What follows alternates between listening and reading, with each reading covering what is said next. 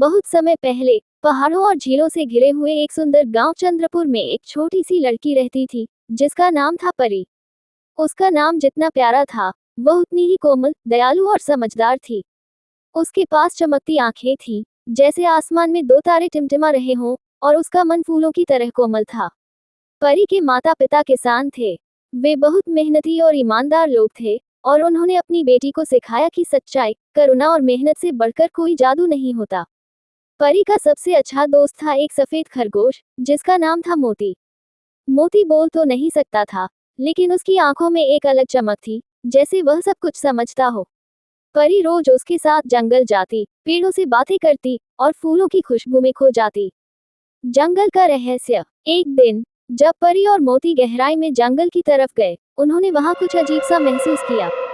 चारों ओर सन्नाटा था, पत्तियां भी जैसे सहमी हुई थीं। तभी उन्हें एक चिड़िया की कराहने की आवाज आई। वह एक नीली चिड़िया थी, जो घायल थी और उड़ नहीं पा रही थी। परी ने बिना सोचे समझे अपनी चादर में उसे उठाया और घर ले आई। उसने उसकी पट्टी की, दाना पानी दिया और उसकी देखभाल की। कुछ दिनों में वह चिड़िया पूरी तरह ठीक हो गई। उस रात जब सब सो रहे थे, परी के कमरे में हल्की रोशनी फैली।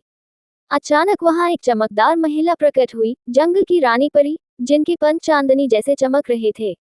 प्यारी बच्ची, उन्होंने मुस्कुराकर कहा, तुमने बिना किसी स्वार्थ के एक जीव की मदद की।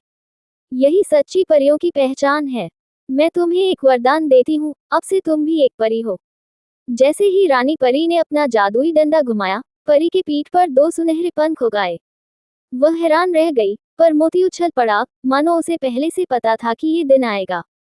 नई जिम्मेदारी। परी को अब न सिर्फ उड़ने की शक्ति मिली थी, बल्कि वह पेड़ों, जानवरों और यहाँ तक कि मौसम से भी बात कर सकती थी।